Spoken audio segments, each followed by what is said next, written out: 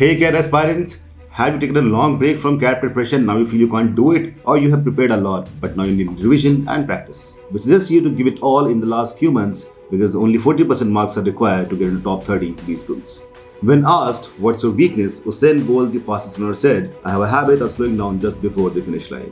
And I am here to ask you, are you slowing down just before the finish line? If your answer is yes, then iQuanta is here to help you. iQuanta has recently launched its CAT crash course in which there will be full mega marathons of 100 questions each from arithmetic, geometry and algebra, LRDA 70 by Indra, rigorous CAT practice, 24/7 doubt solving, iKit mocks and VRC bonus in which there will be unique genre-wise RC sets. The classes will be starting in September, and if you're serious about CAT 2023 and don't want to wait till 2024, then click on the link below to know how iQuanta is going to help you with its CAT 23 crash course. And hey, it's the final push that matters the most, so keep pushing.